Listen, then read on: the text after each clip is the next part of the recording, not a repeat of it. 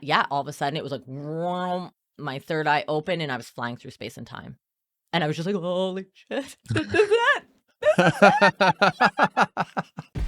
Alecia Iwanchuk is a yoga instructor in recovery from crystal meth and alcohol here in Saskatoon, Saskatchewan. I had an experience with a sleep paralysis demon. Really? When I had first started using. After 4 years of using crystal meth, Alicia was confronted by her own inner dialogue. You gotta stop. You gotta stop what you're doing now or you're gonna die. Look at your feet. What are your feet doing? Are you getting up to walk to go get drugs? Stop. In time, this inner dialogue, coupled with her becoming a mother, gave her the strength to look deeper and seek healing through Kundalini Yoga, Somatic Experiencing, and the willingness to help others. It's like turning around and finally facing yourself and not liking what you see there. And then the work becomes learning how to love what you don't like. And that's the shadow work. Today, she's the owner of Intentions Yoga and spends much of her free time working with others to help them find the peace that she has found for herself. You know, if our brain could solve all the problems, then we would have had them solved by now. We need to bring in that other perspective. When you connect with yourself, you connect with Source. You are Source. You are God. I'm God. We're all God. In this episode, Alicia talks to me about how she got into meth while immersed in the early rave scene here in Saskatoon, Saskatchewan, how she got out, and how she found healing through her yoga practices, somatic experiencing, and a bunch of other stuff. But before we get into it, what's up? My name's Dan, podcaster, keynote speaker, and advocate, and this is Hard Knocks Talks, your addictions podcast. Now, let's get into my conversation with Alecia Iwanchuk. This is Hard Knocks Talks. How's it going, Alicia?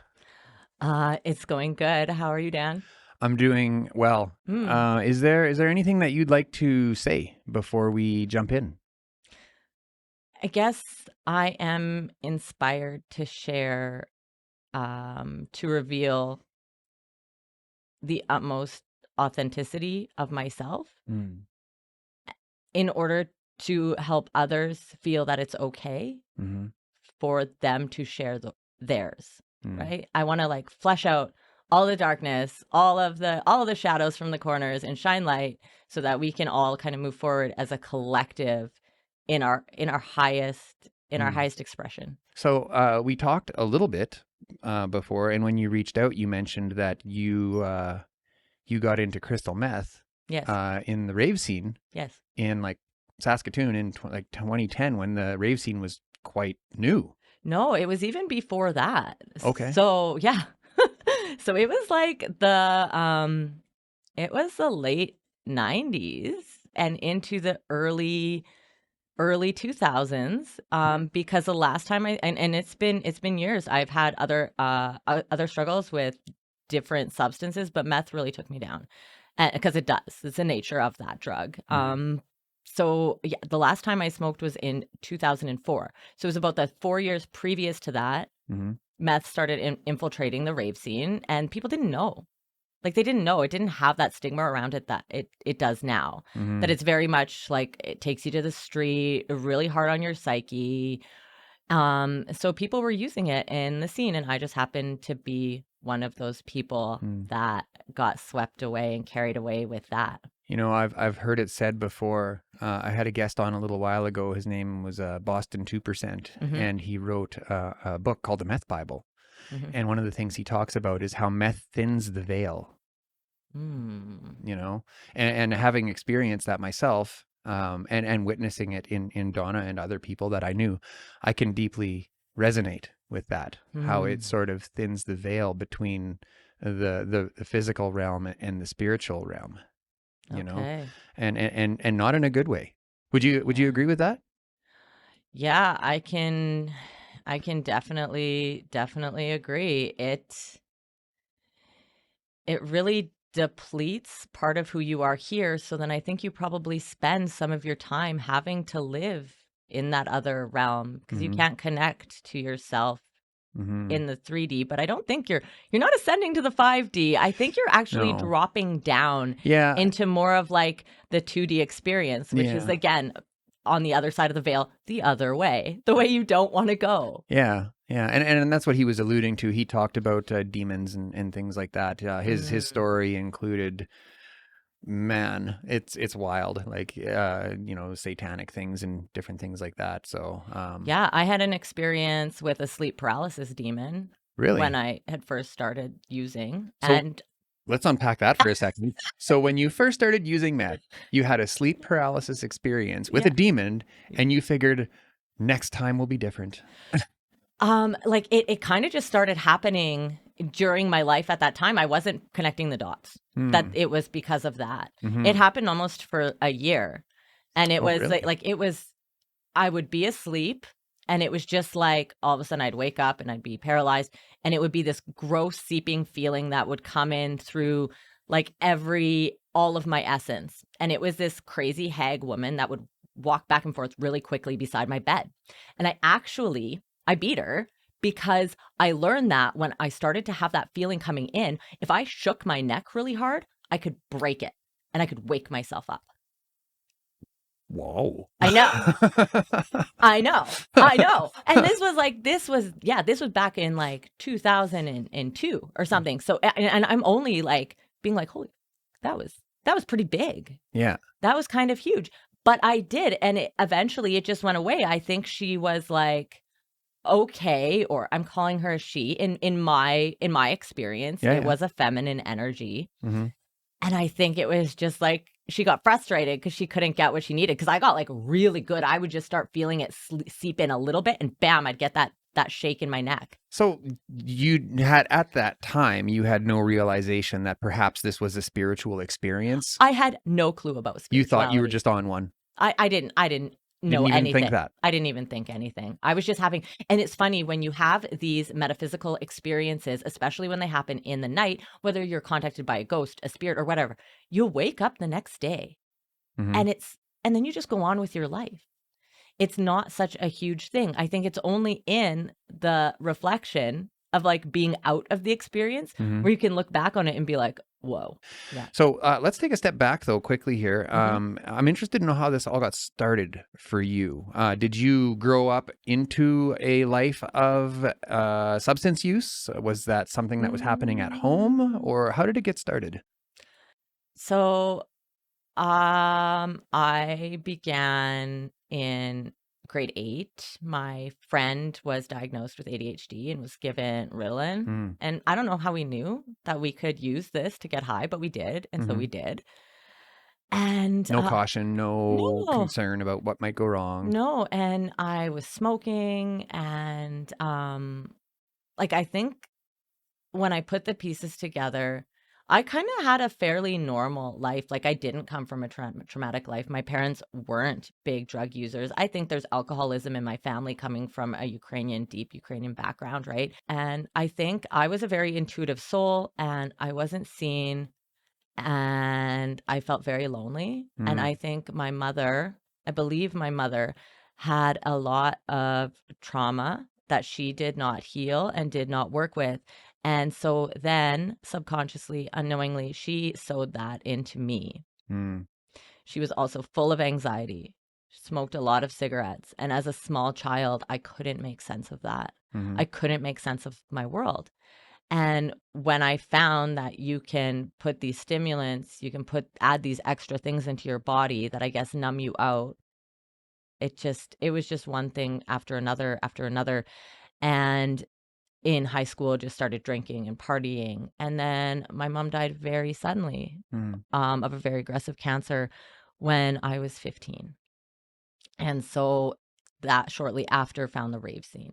Shortly after found an even more stronger chemical to numb the stronger pain that I was feeling.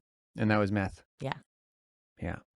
So, what brought you into recovery then? Was it like a pinnacle event? Yeah. Was it like one bad thing happened that really kicked you in the head or something? No, it was like well, I mean, obviously life is never good when you're an addict. Like it never is. Well, there's like 5 minutes now and again, I thought the first time is great. I mean, yeah. It was for me. Yeah. No, it was I know now last May I had a big Kundalini awakening. So now I know that the experience I had back, I was living beside the old Lydia's upstairs. Oh my God. Yeah. And so it was just one moment. All of a sudden, the toast popped and burnt again. It was like 4 a.m. I had been sitting up, who knows, like smoking, talking to myself. I spent a lot of time alone. I think that might have been what helped me, is that I didn't have to rely so hard on the drug community. Like, I didn't have to get myself lost in that. I could like withdraw from it and spend time alone. But anyways, and then it was just like something came to the forefront of my reality, of my consciousness, that was like, you got to stop. You got to stop what you're doing now, or you're going to die. And it was so strong. This feeling was so strong. And it was like the world was rearranging itself. And I could feel like, I didn't have the understanding of what was happening at the time, but I just felt so strongly that I knew I needed to stop. What were you doing other than smoking meth? Like, what kind of lifestyle were you living? Like, were you engaging in dangerous behaviors, or was it just the substances themselves were gonna kill you? Yeah. Okay. Yeah. And that maybe my will to live Was fleeting. Yeah. And I wasn't aware of that. Do you think at any point you were using to die?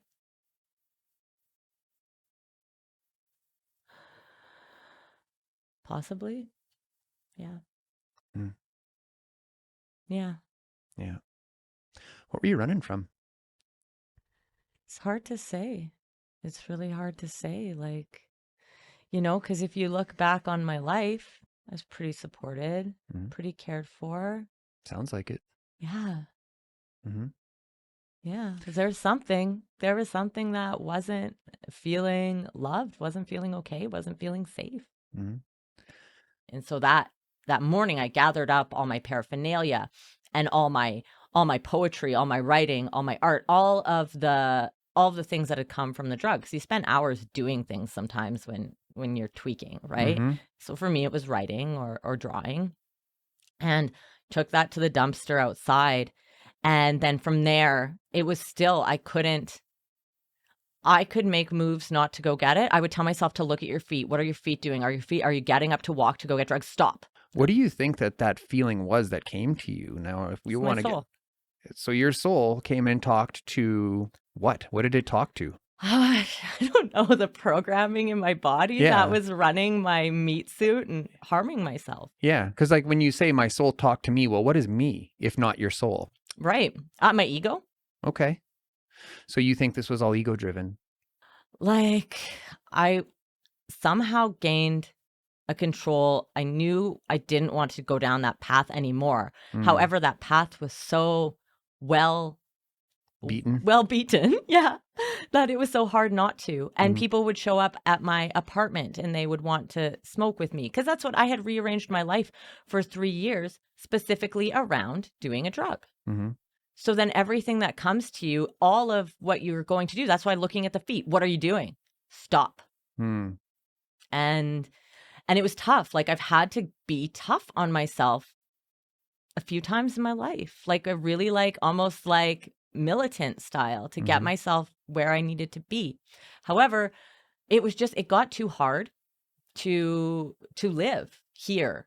And so I ran away to Kelowna and I started a new life, and I got clean. Like, from this moment I said, it was New Year's Eve, 2004. I said, this is the last time I'm ever going to smoke meth. And it was. The next day, packed the car and took off.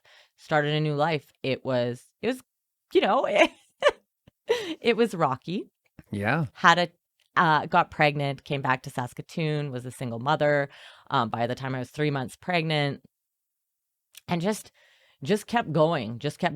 And so hang on now. Yeah. Let's talk a bit more about your excursion to Kelowna. Yeah.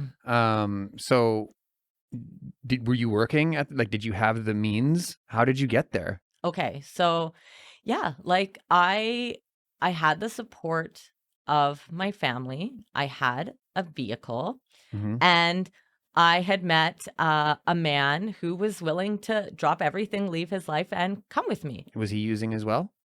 You know what? He wasn't. Weird. He wasn't. And I think, though, he was in a position where had I still wanted to be using, we would have used together. But because I wasn't, we left. Mm-hmm. But he was ready, because I think when he came back to Saskatoon, he did start using. So it sounds to me like the chaos didn't end. When the using ended, you went to Kelowna, you came back pregnant, found yourself a single mother before the child was even born. Right. Tell us about those months. What was it like for you staying clean, staying sober? Like when the decision was made, the desire had left you? Through my pregnancy, like I probably cried every night, cried myself to sleep, you know, and but you know what? It might have been the best thing for me because I couldn't drink my problems away. I couldn't smoke my problems away. I had to kind of face myself. And once my son was born, I just fell so deeply in love with him. He, you know, like, thank God I didn't have postpartum, because I didn't have, I had support of my family still, as family will, but I didn't have that significant other to support me with that one-on-one care. So I you know, I had to be there 100% for my son, and I just fell so in love with him. I was so grateful to be his mom. Totally lost my identity for a bit, just being mom. I'm just like, yeah, I'm just his mom. I'm so happy, like, doing this. So that was to your benefit then. You say losing your identity, most would associate that with a negative feeling. No, for it was beautiful because it was such a positive identity for me. Like, heck, I was just trying on things like, who am I? This was a good one. This was a good one. So, because you know, when Donna speaks about her pregnancy with Kendra, the one that brought her into recovery, she talks about the toxic thought patterns and how she became aware that this toxicity could have an effect on her unborn child. And it was that responsibility to someone else that really forced her to change the way she thinks, to change, to stop giving power to her abuser. Her abuser wasn't even around anymore, but was still dancing around in her head. Yeah. So can you relate to that? I couldn't say that I was aware of my thoughts at that time, but I was setting my life up. I was painting the baby's room. As that awareness sort of blossomed in me after my son was born. So what was it like stepping into that new identity? Did you have peers? Did you get into community? Like, what did that first year, as a single mother, that shit is hard. What was it like for you? How did you get through it? Compartmentalized, right? Okay. Didn't think, it was like, didn't think so much about where I'd come from. Okay. And I guess I was not letting it affect me. Right. I just moved forward. What's the next step? What's the next step? Focus on your feet. What's the next step? Like, and I did what I had to do. I knew I got a grant so I could go to school because I was a single mom. And then I went to school, and then I had to find a daycare, and I found a lovely daycare lady. And I just did the steps, like, one after another. And I wasn't really even focusing on how do I emotionally feel about all of this. That wasn't even in the equation yet. I didn't care. And if it did bubble up, it was like, too bad, hon. You put yourself here, just move on. So you were in the tactile world. You were like, whatever I can feel and see is what I'm doing. Yeah. Okay. And when you said move on to the next right thing, I mean, on a daily basis, that could mean something as simple as getting out of bed. That's the next right thing. What's next? Make a bottle for the baby. What's next? Like, did you find yourself running from the pain in the next right thing? Oh. Like, was the pain chasing you to the next right thing? Probably, yeah. I just wasn't aware of it. Okay. Yeah. Okay. Let me take a quick break here. I'm going to read off today's sponsors. Okay, EHN Canada is Canada's leading provider of mental health and addiction services, providing evidence-based and medically assisted care with 1-year wraparound services for those suffering with substance use disorder. In Saskatchewan, their care is 100% supported by Saskatchewan Health. To learn more, find their link in the show notes below. Métis Nation Saskatchewan has announced its path for the pursuit of self-government. As an MNS citizen, I am proud to see my government fight to protect my rights. This is our moment. To learn more about the treaty and our path to self-government, go to ourmoment.ca. Pine Lodge, the treatment center I went to 7 years ago when I got sober, offered inpatient addictions treatment and aftercare programming in Regina, Saskatchewan. To inquire about services or make a donation, call 306-510-1891. Wellness Choice for Healthy Living is a local resource that works to connect people to health and wellness related products, services, and expert advice from industry professionals, locally allowing us to connect and engage. Check out wellnessnews.ca or skwellnesshub.ca today to learn more. Are you affected by someone else's substance use? Family and friends can be okay and do recover. Nar-Anon can help. Contact Ronnie at 306-731-7573 for meeting information.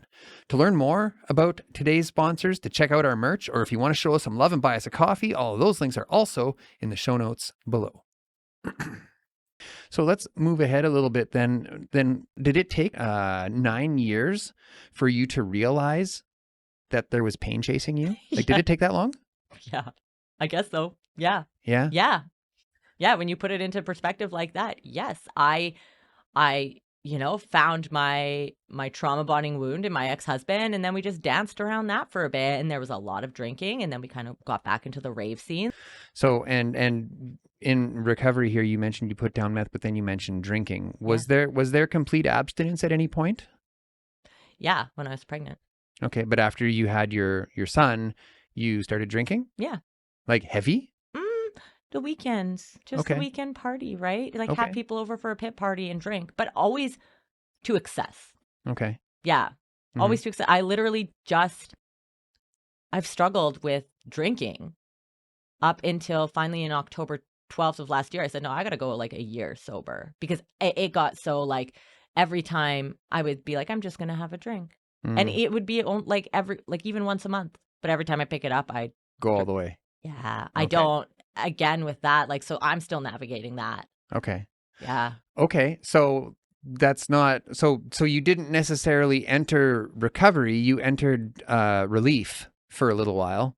And then when you had the opportunity, you started drinking. It doesn't sound like it was necessarily overly problematic. No, I kept my job and I kept life together, right? I mean, social drinking, right? It's super. I just moved from the. Were you part of the mommy wine culture? Yeah. Of course. Yeah, you got that vibe. Ugh.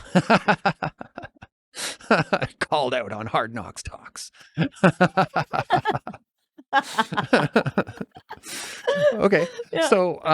So we move forward. You just mentioned you met your husband. It got completely toxic. You got back into the rave scene, all of that. What happened in 2015? That seems to be a pinnacle moment for you. Again, was just realized that I didn't feel good and realized I needed to do something about my health and wellness. So that health and wellness journey started, which then got deeply, deeply spiritual, which then brought up all of the stuff I had not dealt with my recovery. Compartmentalized before, just moved on. Shame, shame, shame. Right? I'm not Master emotion. Yeah. I'm not going to talk about this with the people that I'm at the business college with. They don't understand. I'm not even, you know what? I'm not even ready. And I want to share a story, something really real that happened yesterday. Because I made a YouTube video finally about my recovery. And I didn't look at it for a while. And I looked yesterday.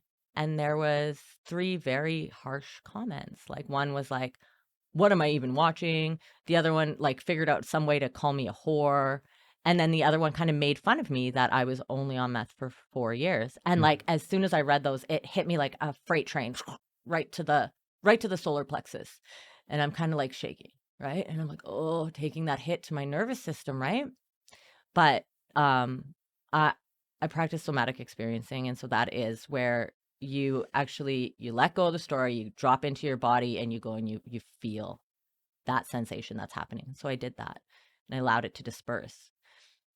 But even from that, I've realized that I just wasn't ready. It had wreaked so much havoc on my psyche, on my confidence, on my life. Like I wasn't ready to share till now. I wasn't ready to have people have their opinions of me. I wasn't ready to have my opinion of me. I've had to do so much work to find self-love, to be okay, and finally expressing and coming out and talking about this thing that was huge in my life that impacted me so greatly has been such a release. You didn't realize that the pain was pushing you for a very good number of years. Correct. What was it like when you realized it was? It's like turning around and finally facing yourself and not liking what you see there. And then the work becomes, learning how to love what you don't like. And that's the shadow work. And when you decide that, when you set the intention that like you want to be whole, then I believe because that is the path of the soul, to want to be whole, to find wholeness, to find peace here on earth, then you will be presented with the next step and the next step. And you can decide whether you want to take it. If you decide to stay in the dark, then you will continue to learn lessons until you're ready to face what you don't like, to face the possible shame of your peers, to face the possible rejection of society, to face, like, I remember when I first started working at the law firm, I used to cover up my tattoos. I've always been hiding, trying to fit in and hide until I realized I don't fit in. Like, I don't fit the mold at all. And I'm okay with that. Here's the thing that I've come to realize is there even a mold? I don't know. I don't think there is. I think that we the mold exists in our ego. Right. You know? Yeah. So, and what did that look like? I mean, you talk about shadow work. Did it just pop into your head? I need to do shadow work. Like, how did you like claw your way into knowing these things? Clawed my way. I listened to my intuition. And I honestly think listening to my intuition is what kept me safe when I was doing drugs. I remember walking down into some guy's apartment and I was like, no, something's wrong here. I just turned around and walked back out and got in my car and drove away. And so it was listening to those things. So I have this ability to listen. And so first it was the gym. Then I found yoga. And then I started going and doing yoga. Then I started doing meditation. And then I started going to this peaceful place in my mind because I ran out all my angry thoughts, like I told you, on the treadmill, right? I let that go. And I think it was actually good. I think it was cathartic. I think I needed that. I needed to spew all the negativity. I needed to let it out. I needed to stop being like, no, you have to believe everything's okay. No, allow yourself to go. And getting that out, found the meditation, and just continued on doing yoga. And as I did the yoga, it affected my whole mind, body, soul. And the biggest moment that I realized the impact that yoga was having on me was I was having this confrontation with my ex-husband. And all of a sudden, I realized what shit was his and what was mine. And me, I was tranquil inside and I had drawn a boundary. And he was off there, acting like a Tasmanian devil, where I normally would have gotten pulled into that energy. And we would have done that dance of anger and distorting reality with emotion that are, unregulated. But instead I was like, oh, so this isn't just the body. This is the mind too. So I went all into it.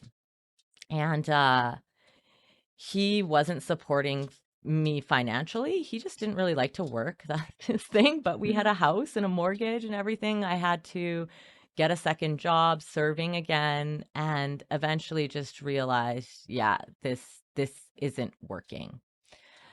And broke it off with him right before COVID, and he left.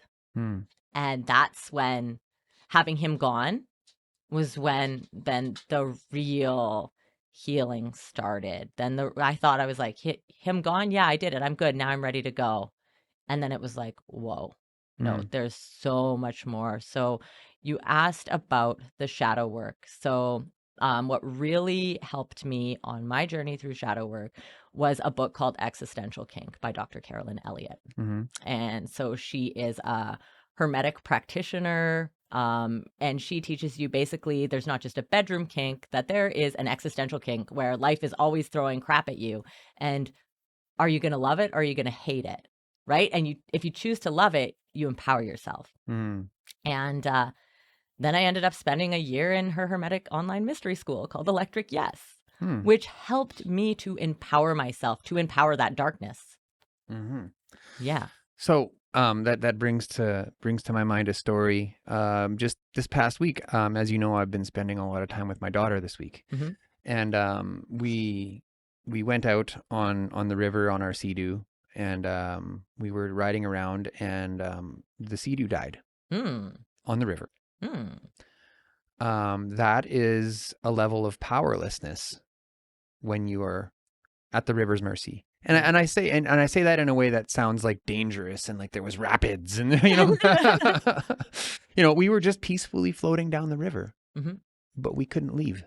We could not leave the situation we were in that moment. Right. Without jumping in the river, which we could have done and swam to shore. It would have been fine. So she started crying and freaking out. She's like, it's going to sink. I got to go. And in that moment, I realized what you had just talked about is, as life is going to throw shit at you, are you going to hate it or are you going to love it? Because I didn't love that she was screaming and crying. And I was a little stressed out that the machine died. Yeah. And I wasn't afraid for our lives. I knew we're in the river all the time. We have life jackets on. We do this. This is what we do. I wakeboard, all the things. But I turned that into a beautiful learning experience for both of us. Dan, why don't you have a paddle in your Sea-Doo? If you're going to go up shit creek, bring a paddle. Oh God. Yeah. But for both of us, it was more like, it's okay to be scared. We learned how to feel fear. And then a couple days later, when I fixed the Sea-Doo, we learned how to move forward in that fear to realize that the Sea-Doo is not a monster. Yeah. And it's safe. And yesterday we went up all the way to Firdale and she was scared. She was crying. She didn't want to go on it. And I'm like, Kendra, one way or another, we're getting on this Sea-Doo. Yeah. And I didn't say it in a vindictive way or anything like that. It's like, we are not letting our fear ruin our summer. And she cried and we got on there and we went to Firdale and we had a wonderful time. Yeah. So that's what you just said clued in my mind. The only way out is through. Yeah. We're not just going to park the Sea-Doo forever now because you're scared. That's not how life works. Yeah. You mentioned Kundalini Yoga. I don't know a whole lot about that, but you said you had a Kundalini awakening. Right. Can you tell me about that? Now, did that happen after your relationship ended? Yeah, that was just last May. Oh. That was okay. So tell us what Kundalini Yoga is. Absolutely. Okay. Let's really clear that up. Okay, so it's a style of yoga. I believe it's from the Sikh tradition. But so we have those chakra points on our body. Okay. So those chakra points serve as like an evolution of our energy from the lower chakras, fear, safety, security, to moving up, confidence, crossing the heart bridge, moving from me to we, coming into your throat, standing in your truth, knowing that you create reality with your imagination, and then connecting to source energy. So these are different points of energy we connect with. The Kundalini is a divine spark of pure potential that each of us comes into Earth with, our soul, and it is represented by a coiled snake at the base of your spine, so in your root chakra, sacral chakra area. And so you can see this imagery on Hermes Caduceus on the front of the hospitals. It is a well-known, well-hidden, esoteric understanding of our soul and the energy that works within us, that we're just not super aware of it right now. So Kundalini Yoga, by using angulated postures, mantras, and repetitive movement, and focusing on this idea that there is Kundalini, helps you to generate a lot of heat, fiery energy in your solar plexus that actually goes down into the root chakra and awakens this divine feminine energy. Once that divine feminine energy is awakened, it channels up through nadis. So we have Pingala and Ida. Ida is the divine feminine. Pingala is the divine masculine. Both these energies coil around our spinal column. This is the Shushmana nadi, coming up, elevating our energy, our awareness, our consciousness up into that third eye space where we can finally see. So it's heavy. Yeah.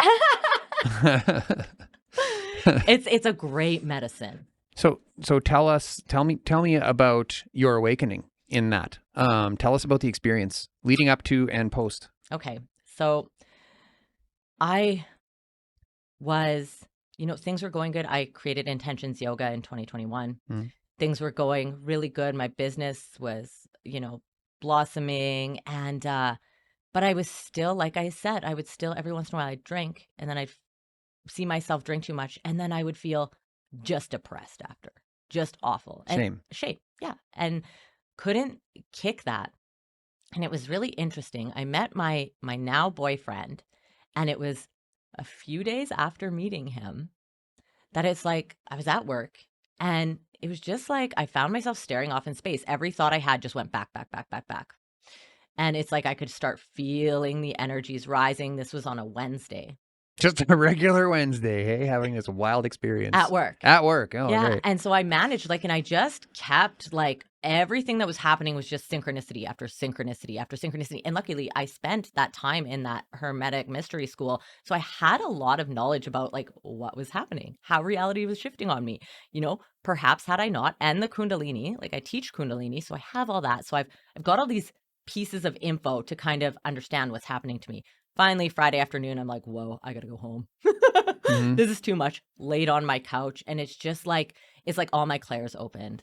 So all your what? Clairs. So clairaudience, clairsentience, clairvoyance. That's the seeing, hearing, feeling, the beyond the veil. Not here. So that's what psychics do. I could feel my family's lineage back to molten hot lava. It felt like I should anything I thought about. It's like my mind could unpack it 12 times back. Wow. It was insane. That evening I did go to the store and I bought some crystals. Wasn't a huge crystal person, and was laying in bed that night with bismuth on my third eye and a galena on my solar plexus. And it was just it was ramping up. It was almost it was like a high. It was, and I've talked to people about my experience, and they have related, it kind of sounds like ayahuasca, what I'm being shown. And all of a sudden it was vroom, my third eye open, and I was flying through space and time. And I was just like, holy shit, this is it.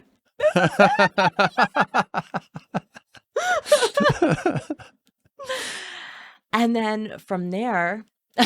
I'm going to make a reel out of that, by the way. Good. Yeah. So then from there, I would fall asleep. And as soon as I'd start to dream, there was this thing where Queen Mab, which is from Shakespeare, she's like the fairy queen. This doesn't really, I don't even have a reason that this would happen, but she pulled me through the veil. I knew that she pulled me through the veil.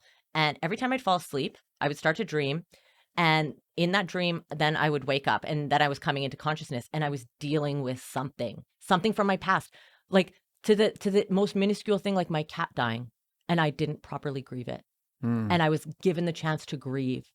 And then I'd be like, oh, okay, it was 2 days of not sleeping, 3 days of not sleeping, then going to sleep, and then dealing with something else. And then, getting over it in one way or another.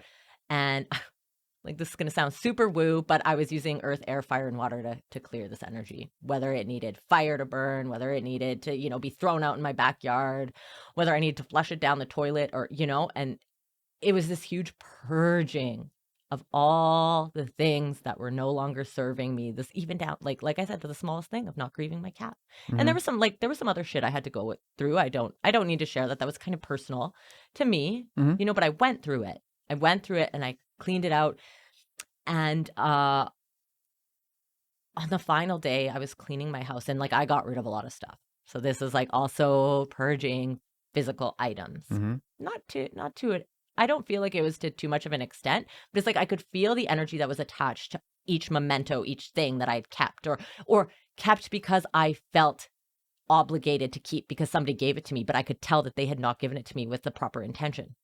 Right. And so this was stagnant, negative energy around me. And it was this is all being cleared away.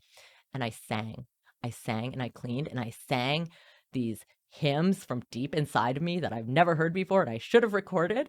But yeah. And then kind of as a high comes, it started on a Wednesday, peaked through Friday, Saturday. And then by the next Wednesday, it had come down. And I went forward. So, and this is as a result of your yoga practice? I have no idea. It could be. They say sometimes some people do Kundalini yoga their whole life, never have an awakening. Some people have a spontaneous awakening. They don't even know. And that's why people go into, they think they're psychotic because they have no understanding of what's happening. Right. And then not being a spiritual society that we are, we throw them in a psych ward and put if somebody would have taken me at that moment within the scenario of what I was experiencing, what I was going through, and what was a natural cycle for me, taken me and thrown me in a psych ward and given me some downers. Oh, like I can't even imagine the damage it would have done. Right. And that's what we've done. But because we've occulted this knowledge, we've hidden this knowledge, we'd make it seem woo and like it doesn't happen and it's not real. And so then a lot of people that have these spontaneous awakenings, they don't know. They don't know. And then they go and they tell people. I also knew what I was experiencing was not everybody else's reality, nor did I try and push it on them. Unpack that. What you were experiencing at what point? Through this awakening. Okay. So how I was experiencing time was different. Like time was happening like I was living so completely in the moment. Okay. I could not plan for the future. I could not make a grocery list to go to the grocery store. Were you scared? At one point on the Monday morning, I did get scared and called my dad. Yeah. And I was just like, I'm like, is it, I felt I'd done a lot of work and I was tired and I was ready to come back down to earth. I couldn't have stayed there in that. So I guess maybe people who are that awake, that's why they go to a mountaintop and shave their heads and wear the orange robe. Because now I feel bad for making fun of that. Thanks. No. Because what we're doing is like this is the householder path to enlightenment. We have to be here now, and this is how we can live here. The householder path to enlightenment. That sounds like a book title. It's just a term that they use for people on a spiritual journey who are still paying a mortgage. Oh, so it is a thing. It's a thing. You didn't just make that up just now. No. Oh, okay. No. Okay. Yeah. So, tell us about what that felt like. You know, you said you came back down on a Wednesday and you hit the landing pad there. Yeah. Was it just business as usual? How did the world look different? How did it feel different? It felt like it was turned up a couple notches. So life got louder? It got more vibrant. Okay. The vibration raised. Things were happier. I could still I had put so many things together in my life of why I was where I was, what was happening, where I wanted to go next. I had dropped so much heavy baggage that I was sort of a little more lighter and a little more free, a little more happy. Yeah. You talked a little bit about somatic healing, somatic experiencing, wherein you put the story aside, and and maybe that might be easy for some people and not so easy for other people. You know, I have a really hard time putting thoughts aside. You know, like I'm not dealing with that right now. I'm getting better. Yeah. But tell us about that. When you put the story aside and you just experience the feeling and you look at the feeling. Yeah. You know, and it sounds to me like you turn from the experiencer to the observer. Yeah. Yeah. So there's a few things about telling our story, and I'm here telling my story now. So there is power and there is purpose. However, when we continue to live by that story, we continue to create our reality around that story, not allowing us to move forward. And then trauma on a visceral level is like a shockwave, right? You experience something bad, it hits your nervous system. Your nervous system has a reaction. And that's going to be those fight, flight, freeze, fawn, right? So, and that energy gets trapped in your nervous system. Now, we usually, at the time we experience those traumas, and this could be anything from big T trauma, say somebody coming into your home and like terrorizing you, to just the kids at school like laughing at you. And it doesn't matter. Our nervous systems, we're all hardwired differently. So we're all feeling the effects of our environment in a different way. So what's not that big of a deal for one person actually really is for another. So you can't judge every person under the same sort of like standards. You have to give way for that individuality. And so when that shockwave hits the system, you end up holding that there. That's the root then. That feeling becomes the root of the pain. And now as you go through life, that root is going to echo out into your relationships, into your daily life. And so even though you might have been traumatized, say, for example, say you were sexually assaulted for a woman by a man, And then you go on with your life, and then you meet a guy and you really like him, but every time he touches you, you like cringe because your body is still holding that reaction response, right? So the story isn't helping here because the story is like, okay, this one thing happened to me, but now I have this great guy. But every time he touches you, your body reacts. So somatic experiencing is sitting with people, being that compassionate other to hear the story for a bit until that charge gets activated within them, because telling the story will activate that charge. And then asking the person if they feel comfortable, because this is like, I will have to tune my nervous system to the others, trying to be that compassion, to trying to really feel where they are so that you don't push them too much. And then allowing them to say, go into their tummy. Where is that holding? Does it have a color? Does it have a sensation? And what I'm really finding with the clients I work with now is a mother wound. This is going back to trauma from the mother, and it's held in their body, and it's held as like a tumbleweed rolling up and down their chest, or like a disc over their heart. And we look at that, and we look at that. And I work with people in a very non-clinical environment in my yoga studio.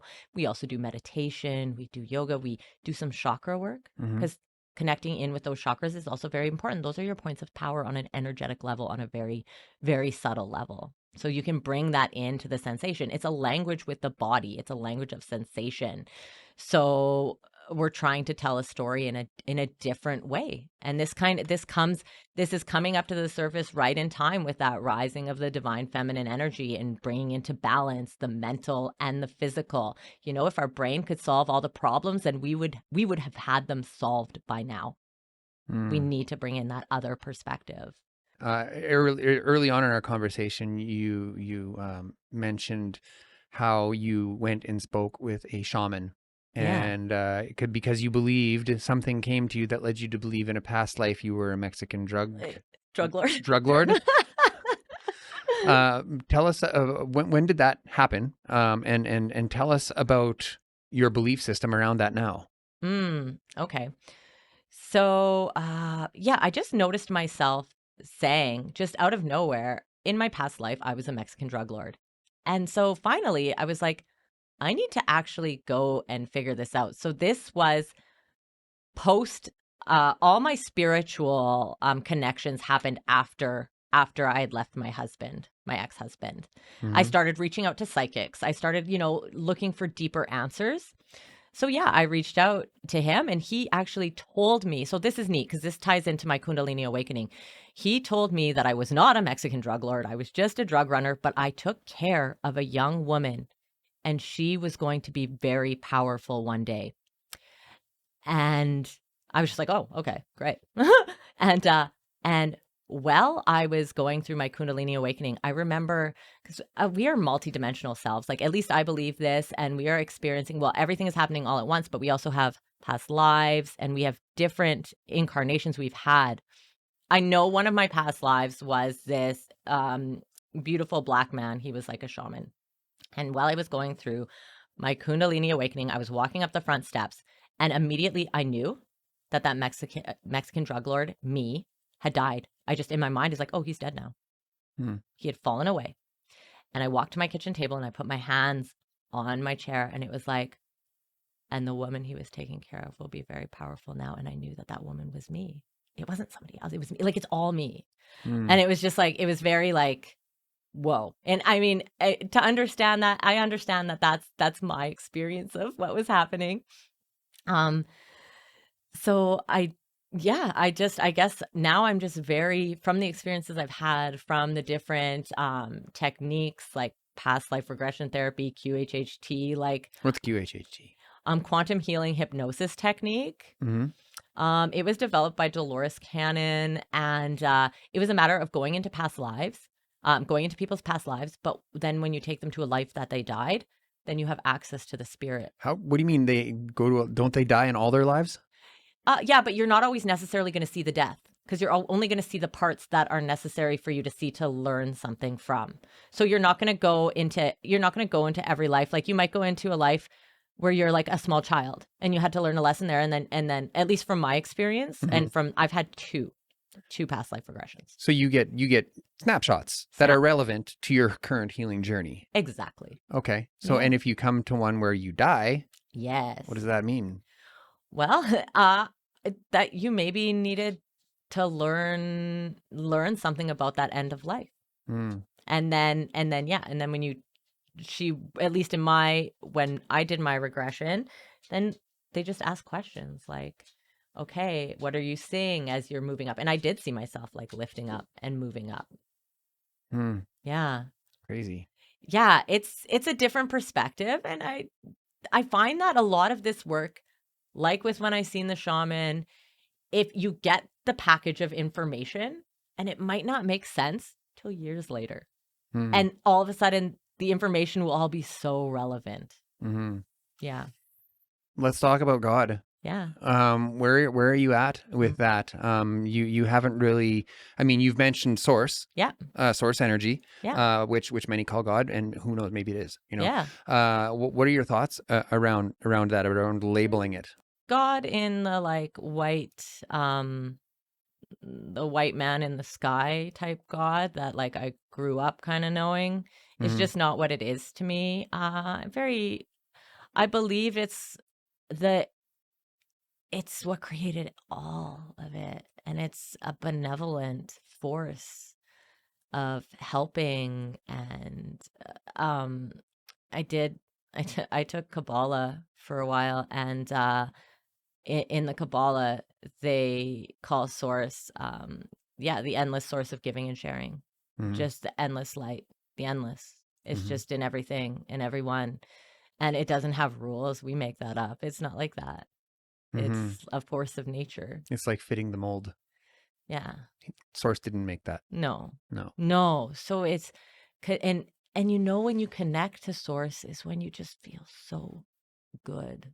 And I know what it's like to feel so good now. And I know that so good feeling was probably what I was chasing when I was using to feel so good. Let's just feel so good. But you can get that without being high. You can get that one by looking inward, if you can.